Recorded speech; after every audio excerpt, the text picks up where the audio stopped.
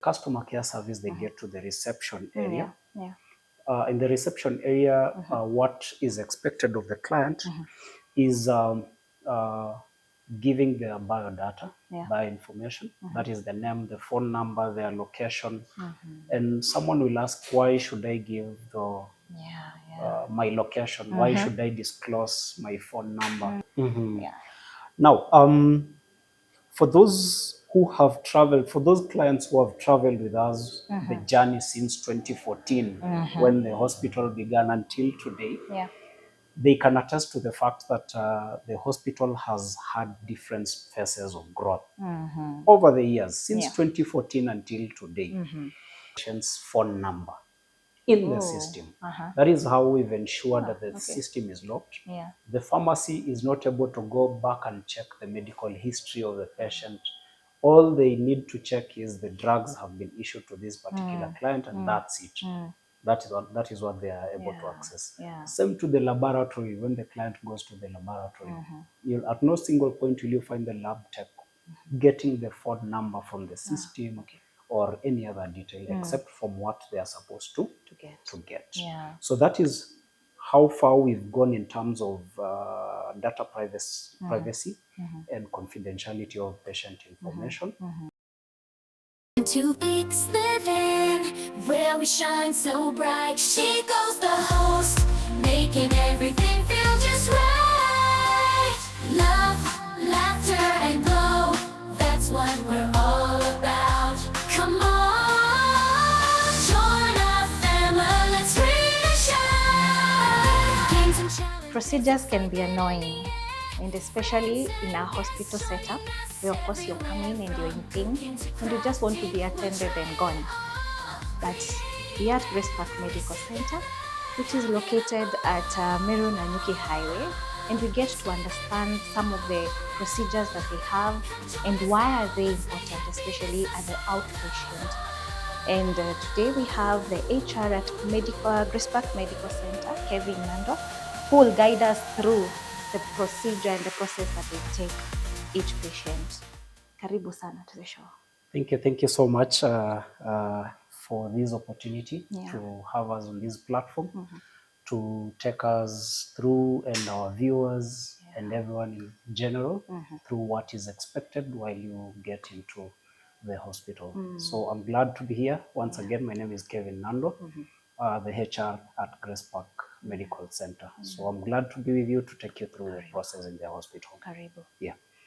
So now I'm the patient, I just got in.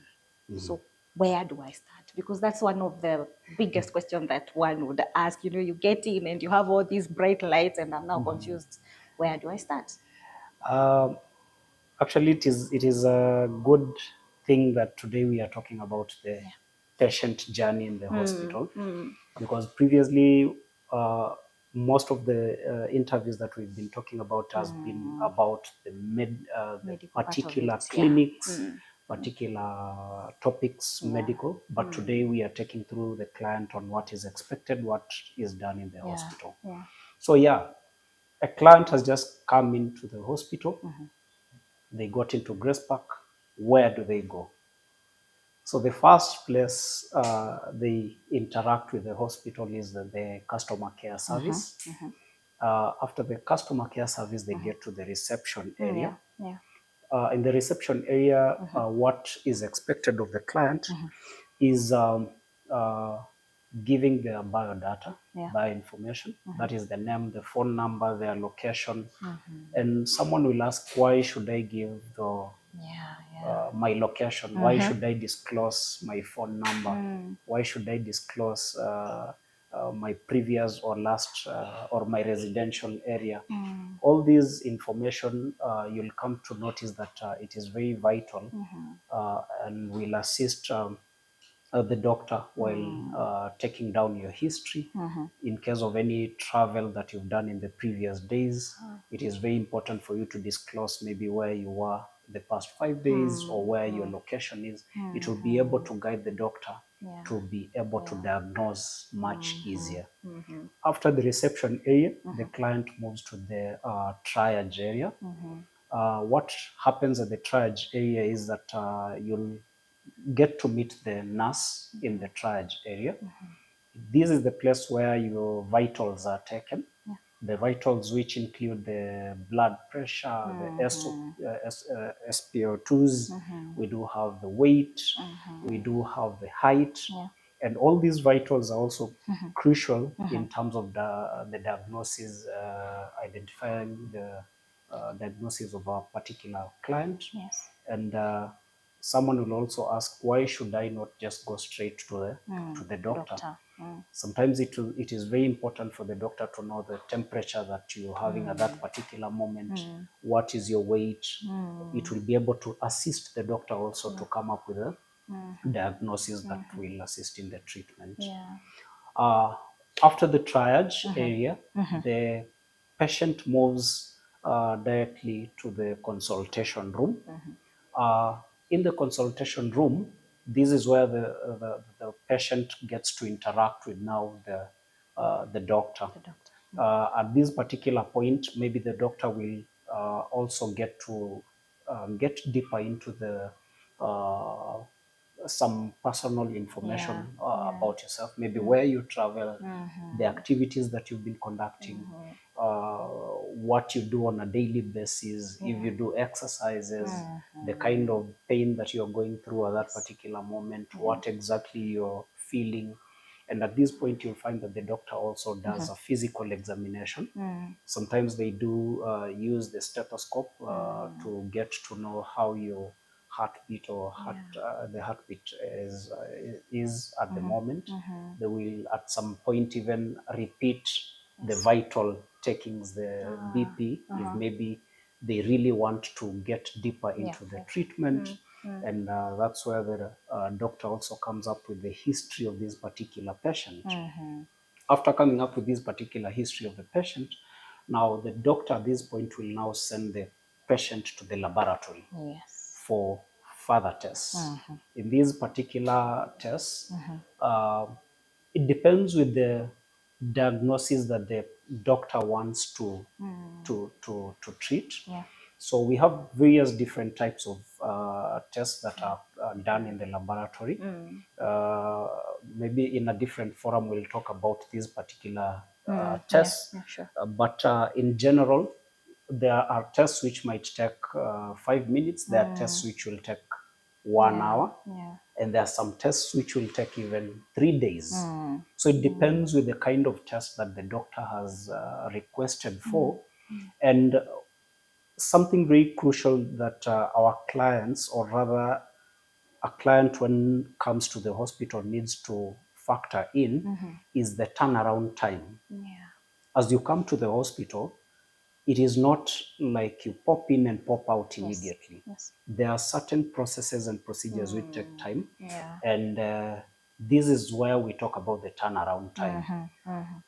When you get to the laboratory, you need to understand how long this test will take. Will it take 40 minutes? Will it take 1 hour? Will it take 5 minutes? And it is important that the client be explained to the time period in which these tests are going to take place. This is where now we find that quite a good number of medics or practitioners, due to the good rapport with the clients and good customer service, they'll be able to inform you of how long you're going to take, how long you're going to wait, so that you can at least even find other activities to do. Now, getting out of the laboratory, the client will go back to the consultation room for further guidance by the doctor. Depending on how things go, the doctor, the results they get from the lab. From the results from the lab, now the doctor will now be able to guide the client or the patient whether to proceed to pick drugs or now whether to get admitted. And I suppose maybe we'll talk about the inpatient services on a later, in the next series. So please, clients or our customers, get ready for the next series about the inpatient. So once the client leaves the consultation room, the next bit is they have to ensure that they have gone through the billing process so that they are able to bill the services that they have been offered together with the drugs. Yeah. After the billing process at the reception area, they now proceed to the pharmacy. Pharmacy. In the pharmacy area, at this point is where the pharmacy team takes you through the different medication that you've been issued, whether it is you're going to be coming back for different injections, or whether it is you're going to take the tablets, depending on the different medication that you've been given. Yeah. The pharmacy team will be able to take you through that. After that, that's when now the client leaves the pharmacy to exit the hospital. Yeah. So basically, that is the patient journey in the hospital. And when you look at all these service points, there are different turnaround times for each of those. Yes. Service points, from the reception to the triage to the clinical room to the laboratory to back to the reception and to the pharmacy and out. So approximately, like for us in Gracepark, we have tried to work around the turnaround time to ensure that our client at most stays in the hospital at most 1 hour. That is at most. But now, given that we have different turnaround times for different services, like I was explaining in the laboratory, you might find a client staying in the hospital for almost like 2 hours, depending on the kind of test that is being tested, or also depending on also sometimes the traffic flow in the hospital. So that's it about the patient journey. Yeah. But now, I'm assuming there are some conditions or some situation, especially let's assume someone just got in an accident and came in. Do they really have to go through all that process, or now there's just rush to the doctor, we'll do all these other things later? For emergency cases, basically the patient journey was a typical patient who walks in for the normal treatment. But now there are circumstances where we do have emergencies. An accident has occurred, or someone is convulsing. Name all types of emergencies. You'll find that with all these, or any type of emergency, a client will not go through all that process. Yes. So what typically usually happens is that once an emergency occurs, a client first of all is walked straight into the treatment room or emergency area where they are attended to. Once the patient has been stabilized, depending on the condition of the patient after stabilization, that's when now we can pick the information about the client. Or we can also find a situation where a patient has walked in with an emergency, but they have their next of kin. Instead of the patient themselves going through the reception area and queuing, you'll find a situation where now the next of kin is expected to give the personal details to the reception area as the client is being treated in the emergency room. So it depends with the scenario, the circumstance, how this client came in with what kind of emergency. But typically, any form of emergency, the client goes directly to the emergency room for attendance. Now, of course, we are human and with different temperaments and also different understanding. So I've come in as a patient, gone through the process, and now I am waiting. So, and now this emergency comes in. Not everyone understands that this person has to go before me. Yet I was waiting here for like an hour, and you're telling me someone has to go in and see the doctor. Do you guys have like people who you've stationed and they come explain to the patients what's happening? You know, this and this is what is happening. You know, and also in the different stations, we have guys who are explaining what is happening here, why this is taking too long. Do you have guys who explain that to the patients that are already waiting? Yes, we do have different teams in the hospital. And as you may notice that while I was taking the viewers through the patient journey in the hospital, the first point of contact is the customer care. For example, here in Gracepark, the first point of contact, the customer care, is at the ground floor, where we have a team there that guides clients where to go, whether it is first floor for outpatient, second floor for outpatient, or third and fourth for inpatient. So that is the first point of contact, to know where this client is going. Secondly, once the client gets here, we do have a second set of customer care service who do floor management. They guide the clients in the outpatient area, whether to go to the laboratory, whether to go to the clinical room, whether to go to the back to the reception or the pharmacy. They kind of control the clients and the patients on the floor of, in terms of directions and where to go. Secondly, apart from the customer care service, we also have the reception area.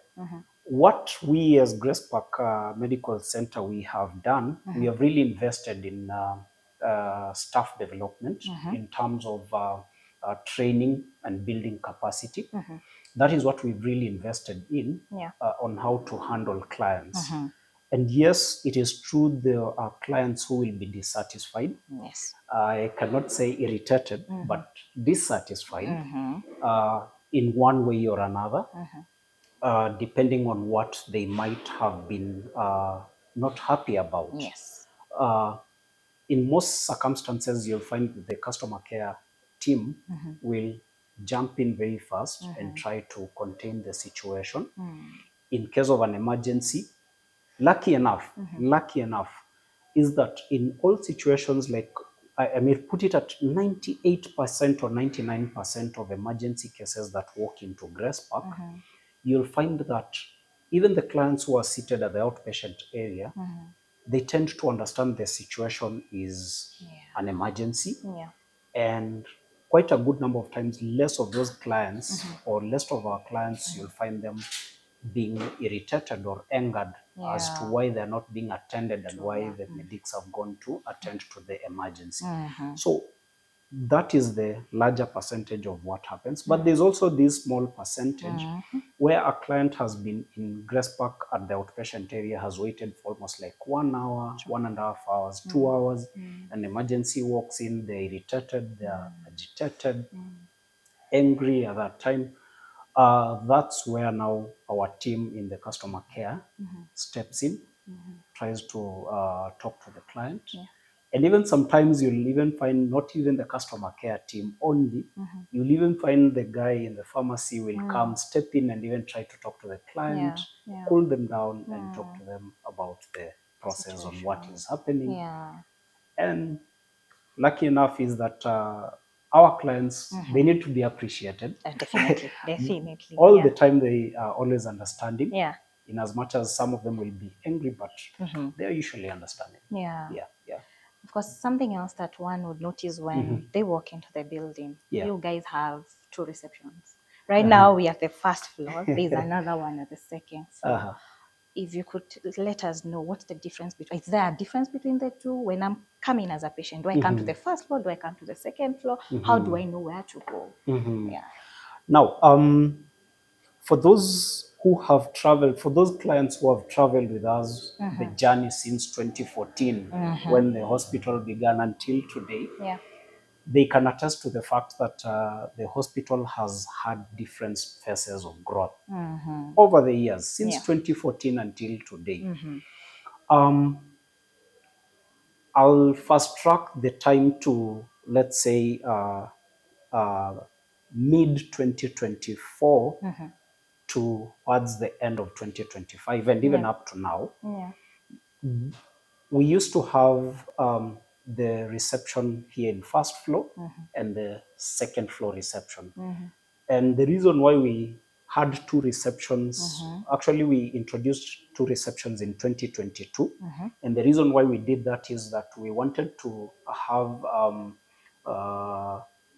because of the high numbers of the then that time NHIF, we had so many clients. We wanted to specialize, given that these clients were too many, we wanted to specialize and just give exemplary services to the NHIF clients as of then. That's why we had to create 2 receptions so that one floor caters for specifically NHIF as at that time, and the other one caters for the corporate insurances. But then with time as growth went by, our clients, you'd find that a client would come to either of those floors. So we saw like we needed to incorporate all these floors to give our clients services as per their need. Because you'll find a situation where a spouse comes in, maybe the husband is covered by NHIF at that time, but the wife is covered by the corporate insurance. Yes. So the husband comes here and the wife goes up. Yes. So due to such kind of differences, and these clients are all the same, that's why we decided to rationalize services and have all services in either of the floors. So currently, we have both floors having all services. Whatever service you'll receive here in first floor is the same service you'll receive on second floor. And even in terms of infrastructure, you'll notice that previously the infrastructure in first floor was totally different from second floor. It was an old school setup, and it was because of while we were transitioning, we came up with the second floor as the first sample or the first corporate wing.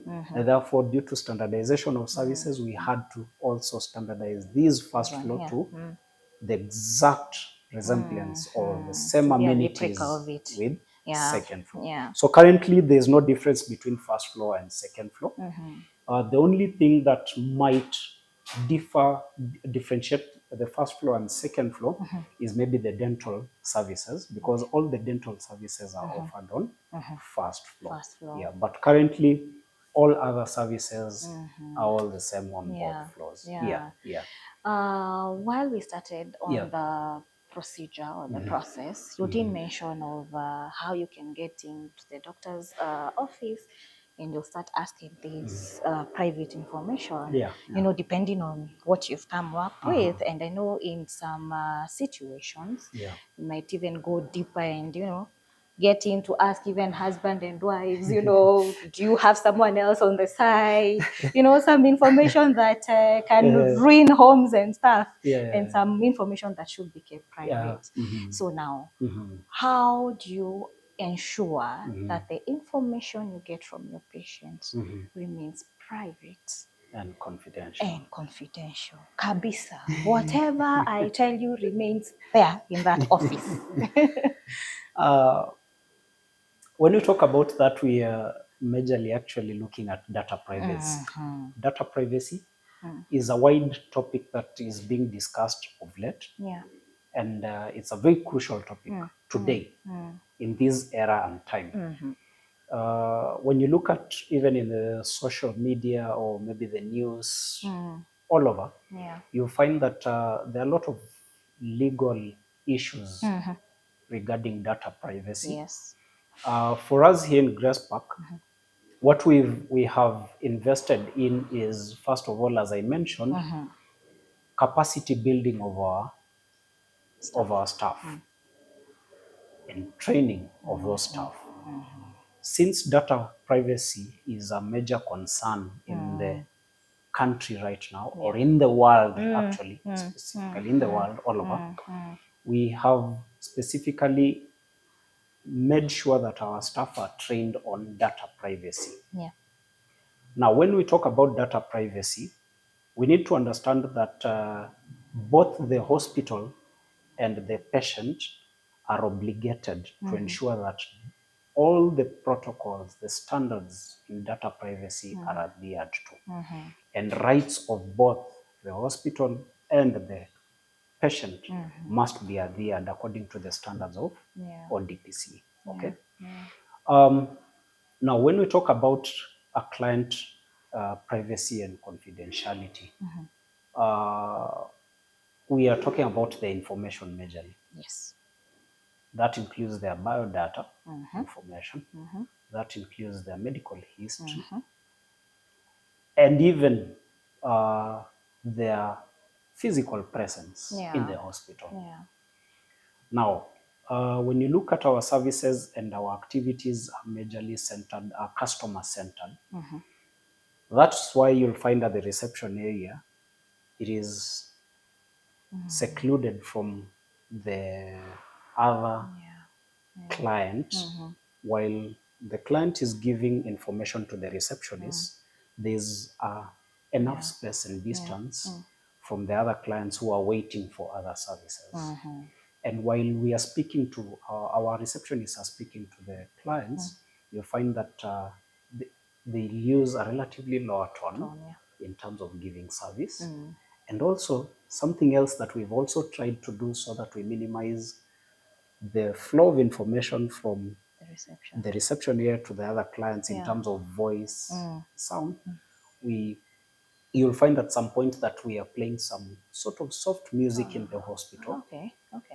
So that the other clients can concentrate on other things while the other client gives information to the receptionist. So while it comes to giving information to the receptionist, giving the biodata and all that information, we have ensured that also our infrastructure is able to keep the information as private and confidential.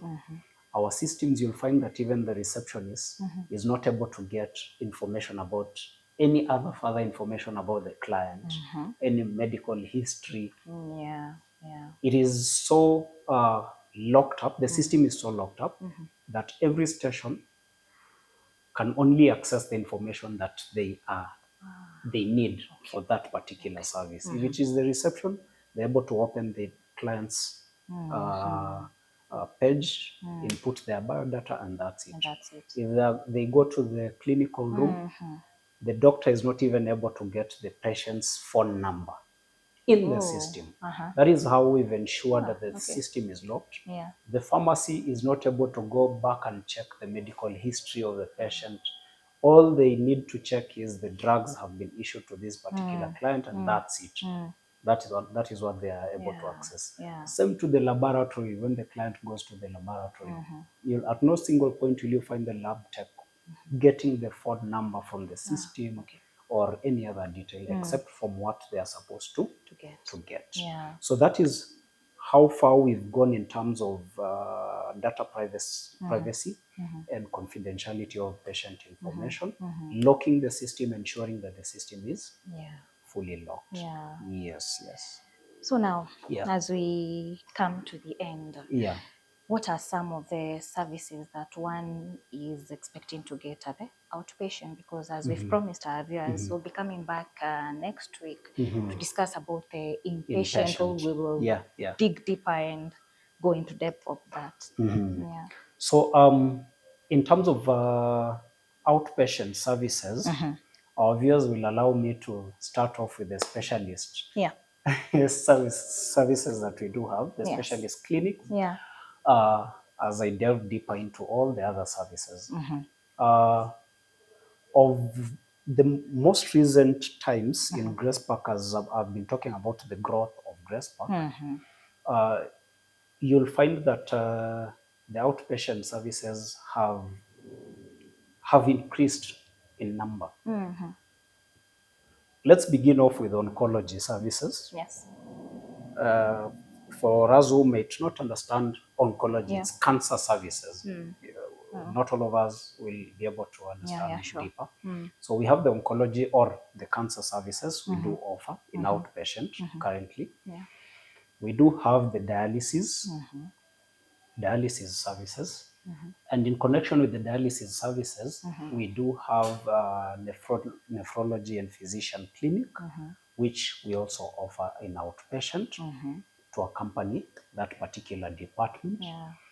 We do have neurology services. We have a neurosurgeon in place in the institution who is usually here almost the entire week. So the services are usually here throughout. We do have obs-gyn, obstetric and gynecology services. We do have orthopedic services. We do have plastic surgery services. Someone will ask me, what about plastic surgery? Do you have it the entire week? which days do you have? We usually have plastic surgery clinics or services based on the demand of the clients. Okay. Because it is a very specialized kind of service, and it captures relatively specific clients. Yeah, sure. So you'll not find that particular service on a day-to-day basis, but depending on the bookings of the clients. Yeah. Other services that we also do have in outpatient include the pediatric and all the other specialist clinics that we do, general surgery clinics. General surgery has been there for a long time. Of course, We've been talking about general surgery for a very long time. Yeah. It has been there. Pediatric clinics have been there. We've been talking about it for a long time. So, but I wanted to just mention those particular services that are new and relatively new in Gracepark that are being offered in out. Other services other than the specialist clinics that are offered in Gracepark in outpatient include the MCH services, mother and child healthcare. We have the ANC, antenatal clinics. Yes, we also do have, of course, the outpatient services, the laboratory. Yes. All those pharmacy services, all those services are being offered in outpatient. Yes. Now, as we really come to the end, because the director is like really shouting. Yes. Yeah. So we cannot fail to mention this, having touched on data privacy. We do know that there are those unique circumstances that you as a hospital are obligated to give the patients information. If you could mention, maybe give us an example of such a unique circumstance. Yes. As a hospital, at some point, we are usually obligated to give patient information at some point. And in these circumstances, there's nothing much that can be done. You have to. In circumstances where you find that a patient has come in, for whatever reasons, by bad luck, this patient passes on without us collecting the biodata. Because it could be an emergency. They just walked in, it's an emergency, and we've not collected any biodata because of the circumstance. Our viewers also need to understand that there are certain emergencies you cannot completely collect any information of the client. So in such kind of a scenario, we are obligated to report such kind of a matter to the police. You see, this is now disclosing information about this client. By the time maybe the relatives get to know what transpired, who it is. The information is because we have no one else to give the information. We have to give the information to report, actually. The information that we give is reporting death of this client to the police. Another kind of scenario where you'll find that we have to disclose information of a client are situations where we have a client with gender-based violence kind of situation. Because when we have such kind of a case, once the authorities, that is the police, are getting information from this client, as a hospital, we are obligated to give a report that is disclosing the patient's information to an external party. And in such kind of a situation, the client cannot compel us not to give information because it is now a government obligation. It is an obligation on our end to the government to disclose information so that they can be able to handle a case of gender-based violence. Another situation that you might find a client has come in and we have to disclose their information to a third party is a situation where a situation where, let's say, the client has walked in with their employer and the employer needs to facilitate the treatment of this client. Maybe they need to make the payments, they need to follow up. in a situation where the staff member has had an illness, an emergency at the workplace, and they need to come in. Yes. At this point, we will at some point disclose the information to the boss. Yes. Okay. Now, when it comes to disclosing of information to our client, there's something our viewers and our clients need to understand.